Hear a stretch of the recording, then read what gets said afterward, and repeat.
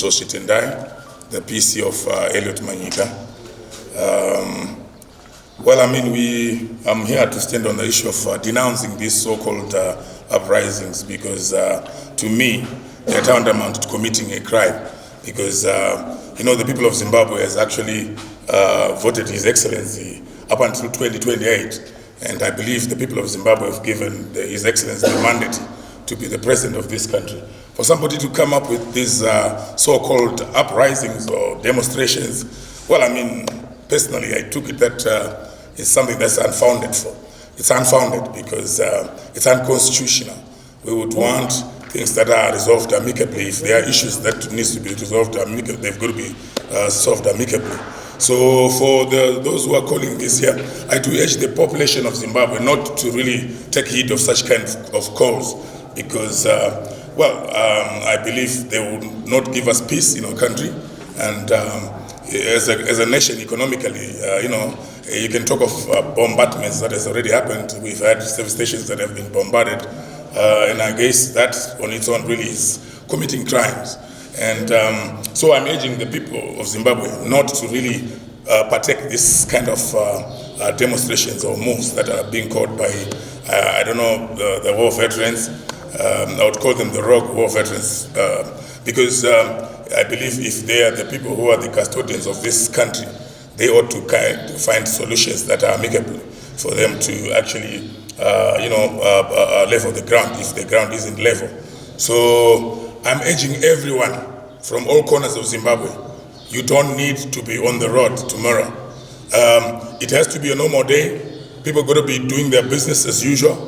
Those that are going to be moving around, vendors, they're going to be in the street selling their wares or whatever their items. Those who are going to work, they're going to take themselves to their working positions because, the call is something that's being done in the social media. It has never been official to the people of Zimbabwe. I suggest that everybody who's really trying to think other ways or maybe to think of going to demonstrate or to partake on the uprisings, I do not at all. I do not want to urge anybody to do that. It's uncalled for. It's uncouth. It's awkward. Nobody should do that. I also urge the security of Zimbabwe to be on the lookout, whatever eventualities that could arise. There's one thing again, when I look at the whole issue, the call and the demonstration they're talking about, I've never heard there's some name dropping in it. I've seen people talking about they're doing this for the sake of somebody, but we've never seen any form of communication of that nature. So I believe the Presidium is intact. They're working together in cahoots.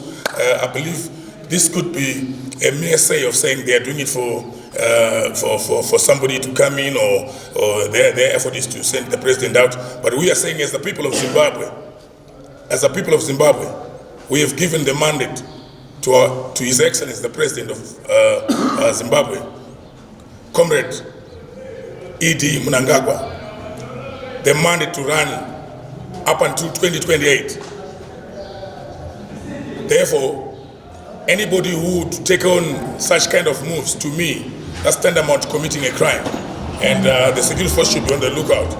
We do not want to destabilize our country because such kind of acts, they are perpetrated by bandits.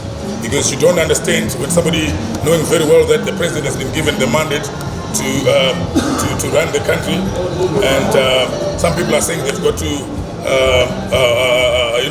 let him out.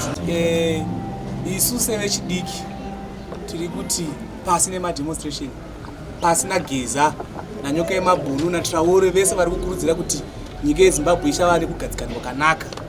Uyezve izvi zvavari kutaura izvi, isi vechidiki tiri kukurudzira kuti kana vari pachokwadi pazvavari kutaura, ngavasataure vari kunze kwenyika. Ngavave vataure vari muno muZimbabwe tichiziva kuti vari pakati. Kana vari kuGoromonzi toziva kuti vari kuGoromonzi. Ndodavira kuti vageza nevana vatokura mayuth anenge isusu. Even nyoka yemabhunu ndodavira kuti ane vana vakura vanenge isusu, mayuth anenge isusu. Tiri kukumbira kuti vana vavo vagova mangwana vari pamberi pedemonstration iyoyo, toziva kuti vageza nanyoka yemabhunu vataura chokwadi kuti vada kumirira vana veZimbabwe nekuti vari kuda kukwadzisa vana vamwe vanhu. kuti vana vamwe vanhu vagova vanotyorwa makumbo kana kuti vagova vagonorasikirwa nemabasa kana neupenyu ivo vana vavo vari sefi vakavaisa pari sefi. Saka ini ndiri kuti sevechidiki chimire vechidiki nyika yeZimbabwe iri kuenda mberi haitozongomira nekukura kwavo vari kunze kwenyika ikoko. Vamunangagwa vari kutaura musocial media kuti isi vechidiki ngatiite mari ngatitsvage matereramise mhuri tiseyana nezvekuita nezvemademonstration. Wese ari kuwanikwa ari kunze kwemutemo achiita zvemademonstration mutemo uchaita basa rawo achatorwa nemapurisa achasungwa achaenda kujeri. Wagonei mhuri yako ndo ichasara ichisafa. Ndinodavira kuti ruzhinji rweZimbabwe tese tiri kuziva chinangwa chedu chevision 2030. Vamunangagwa vakataura zvevision 2030 havana kutaura kuti vadaenda beyond 2030. Vision inofanira kunge ichinge ichibatsira nyika kuti nyika yedu iendere mberi. Hatirambe tiri kumashure ka, tinofanira kuenda kumberi. Saka iyi vision yakataurwa naVamunangagwa inofanira kungotedzewa nemunhu wese. Uyezve ZANU-PF ndo bato guru muno munyika, ndo rakapasa resolution iyoyo yekuti 2030 tifanira kunge senyika taapa nerimwe danho pamusoro kufananidza nedzimwe nyika dzakabudirira naSouth Africa nedzimwe nyika dzakangudaro. Saka ini ndiri kuti pasi nedemonstration yemangwana vanhu ngavaende kumachechi vakasununguka, vanoenda kumachechi, vanoenda kumabasa, ngavaende kumabasa vakasununguka, vanotengesa ngavanotengesa vakasununguka. Hapana anoratidza The dispensation is working tirelessly to redress the economic situation that has been devastated over the years.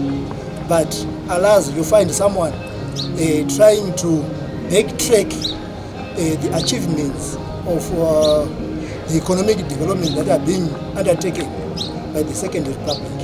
And more so, you can see that it's coming from a high-ranking official, a party official, who is a Central Committee member, who should give direction to the youth, to the party structures down there, but opt for something that would destabilize the country and cause chaos, which is very, very, very, very unfair to those peace-loving Zimbabweans. I know Zimbabweans are peace-loving people. They want to go on their business on a daily basis without any disturbances. So I can only say to my fellow citizens, my fellow Zimbabweans, what is being spoken about in the social medias to provoke or to incite animosity between our presidium and among the ranks and files in the government is totally rubbish. We should not accept it. We should go on our business as the government has told us. The first Secretary of ZANU-PF and the President, the Commander-in-Chief, Comrade E.D. Mnangagwa, told us and said openly we should do business as usual. So on Monday, tomorrow, everyone is business as usual. We are not supposed to listen to those who have got their personal vendetta and personal agendas or whatever they think is suitable just to achieve whatever they intend to achieve in unceremonial ways. It's totally unacceptable. Peace, peace, peace, and more peace. Let us move forward as a country. Let us move forward as Zimbabweans. Let us move forward as peace-loving Zimbabweans. I urge everyone to be peaceful, calm, and work together for the development of our country. That's all I can say to my fellow Zimbabweans. Mangwanani makanaka muri Zimbabwe. Isusu vechidiki tisu tinofunga kuti kana kuti tino constitute more than 60% population yeZimbabwe. Zvazviri kureva ndezvekuti tisu takabata economy yenyika. Tiri kuti isusu zuva ramangwana sekutaura kwazviri kuitwa napresident wedu izuva rekuti tinotsvaga mari tiite mabasa edu. Izvi zvinonga zvichitaurirwa masocial media, nyika haitongwe nesocial media kwete. the reason iri kunzi tiite demo, peaceful demo, whatever zvaari kutaura uyu Geza uyu hazvina kana sense. Why? Iye sematauro ari kuita achida kuya kuzoita demo ari kutaura ari kunze kwenyika ngangouya kamusi wacho kana arida kuti ari pamberi pedaba achitaura kuti takupinda mustreet zvaive nani but kuda kungokwadzisa vana vechidiki varida kutsvaga mapundutso vada kutsvaga raramo senyika kusimudzira rubudiriro yenyika kutadzisa kuti nyika ibudirire. Nyaya ari kutaura yevision 2030 yaari kutaura kuti no to 2030 idzi politics idzi president vari kutaura zuva nezuva papi nepapi vari kutaura kuti inini under my watch I will not go beyond 2030 ndo zvavari kutaura kana ndo zviri official izvi. President vane press conference yavakatobuda vakatotaura kuti tanga ndichikumbira kuti munotokumbira kuti mapesedu hazada kundipesueda kuti ndite go beyond 2028 vambomira izvozvo. Saka hatina need yekuti tivademonstratere, hazvina need, hazvimeke sense. Ivo havasi kutombotaurawo zva 2030 but it's a vision yavakataura kuti 2030 Zimbabwe inofanira kunge yaapa middle class economy yedu yasvika ipapo. Saka muono wavo vari kufungira webudiriro zvisinei nepolitics. I think this is the wrong time yava vari kuzvitaurira izvo. Tanga tiri kutarisa kuti maybe tasvika muna 2028 tamuna 2029.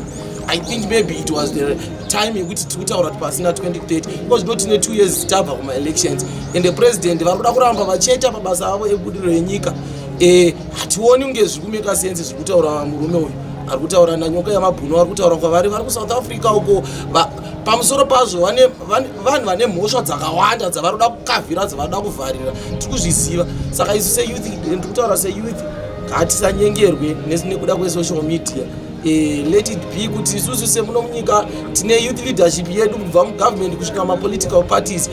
Kana pane maissues let be addressed ikoko according the structures mugovernment structure kana kumaparty structure in a normal way, in a peaceful way.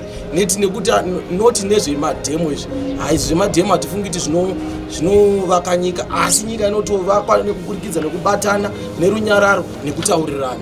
Ndo zvandingada ngotaura kuti kune mamwe mayouth angu ari muno munyika zuva ramangwana izuva rekuti tinozvitsvagirira tinoita mabasa atanga tagara tichingoita tiwane kuriritira mhuri dzedu nyika iende kumberi. Hatisu takabata nyika pasi nema-demonstrations. Baba isusu takamirwa nababa uko handika tinoti hakuna dhemu inofanira kuitika handika bhozi inodzorera zvinhu zvese kumashure vanoenda kumabasa vamwe vanogona kutodzingwa kana kuita sei. Saka toti mapurisa hiro basa ashaisha mutemo munhu mukati munhu ngaasungwe handika vana vari kufungidzira kuti mangwana unopinda mumastreets.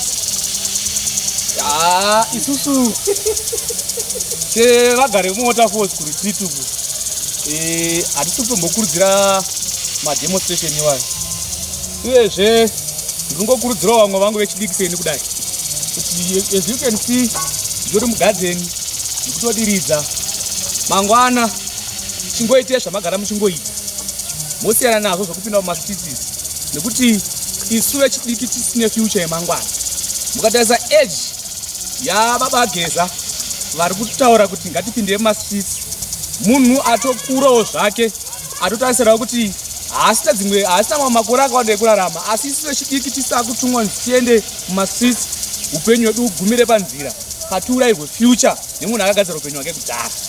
Isi tichine nguva yekuti tigadzire upenyu hwedu ngatiende kumabasa ngatinotsvagei mari ngatiretirei mhuri dzedu pasina kukanganisika neumwe munhu kana kupuhwa pressure nekuda kwekutaura neumwe munhu. Social media ngazviperere social media ikoko. President vaMunangagwa vari kubuda vachitaura daily musocial media vachitaura kuti inguva yekuita mari, inguva yekutsvaka mari, inguva yekumboita politics tomboita dzishoma tombovaka nyika 20% kupolitics 80% chimbotsvaga mari dzekuti mhuri dzese dzirarame. Saka whoever ari kufungidzira kuti mangwana anokwanisa kupinda mumastreets hama yangu regai ndikuyambire izvi dai wasiyana nazvo izvi vachengeta mhuri yako vagara kuita zvavari kuita zvavari kuita muZimbabwe tine maopportunities akawandisa ezvekuita. As you can see ndiri mugarden ndiri kutorima, ndapedza kuiridza kudai, so next week muri wangu unenge waita uyu wabhuruma zvekare, ndakutotengesa ndichaona 50 cents yangu wana kutona chingwa chekuita chekudya. Ko ndikaenda mustreet ndikanopwanya zvinhu zvevanhu, kana kuti ndikatema vanhu nematombo, ndikabatwa ndikaenda kujeri, 50 cents yandiri kutsvaga nhasi ndinozoiwana here, ndava mujeri. Saka funga semwana weZimbabwe, funga sewechidiki kuti remangwana rako rakamira sei, remangwana rako chazovai. Usatumwa kuita zvisizvo, usatumwa kuti agwagenetse mutemo weZimbabwe, nekuti mutemo uriko. After all, waidentifya kuti ndiwo wakatema shopu yanhingi, kana ndiwo wakapisa shopu yanhingi, kana ndiwo wakapisa bhazi ranhingi, mutemo unongokutevera wobatwa waenda mukati. Kana wangaone mwana ari grade 1 kana grade 2, mwana iyeye upenyu hwake hwaita sei, watoenda nenzira isiriyo zvanga wakatarisira iwe semubereki. Saka zivai kuti nyika inovakwa nevene vayo, nyika ine mutemo. Tine maplatform akanaka, maplatform chaiwo the right platform dzatinokwanisa kutaura nyaya dzedu kuti dzinzwiruke nevakuru kana tine zvichemo, kwete nzira yekuita mademonstration tichipasa zvinhu zvevanhu, tichitema zvinhu zvevanhu murodhi, muchikuvadza vanhu. Aiwa, nyika yeZimbabwe inyika ine runyararo, inyika ine rudo, inyika ine mutemo. Saka ndiri kuti Comrade Geza naNyoka Yemabhunu naTraore, muri kwamuri ikoko, think twice kuti mune hama dziri muno muZimbabwe dzamakasiya imi mega makatiza makaenda. Think twice kuti mune vana vamakasiya muno muZimbabwe. Vana ivavo kuda zvinoita Mwari ndo vanotanga kuafektwa nedemonstration yenyu iyoyo. Pamwe umwe anenge ane chimusika chake kana ane chishopu chake ndo chatanga kusvika chotanga kupwanya. Wakuwadza hama yako nezvinhu zvisina basa rezvinhu zvekuti taingokwanisa kugara pasi semhuri yeZimbabwe totaurirana kuti ko zviri zviri kunetsa togadzira pakuita pari kunetsa. Inini ndiri kudaidzira ndichiti mangwana munhu wese ngaaende kubasa, mangwana munhu wese business as usual. Hakuna ari kuzomisa munhu kukwira kombi, hakuna munhu ari kuzodzinga munhu pabasa paari kushandira, hakuna munhu ari kuzokanganisa mafambiro evanhu kana magariro akaita vanhu muno munyika yeZimbabwe. Inyika ine runyararo, pasi pasine mhandu, pasi pasine nemadhemonstration anoita kuti nyika idzoke kumashure, pamberi nekubatana.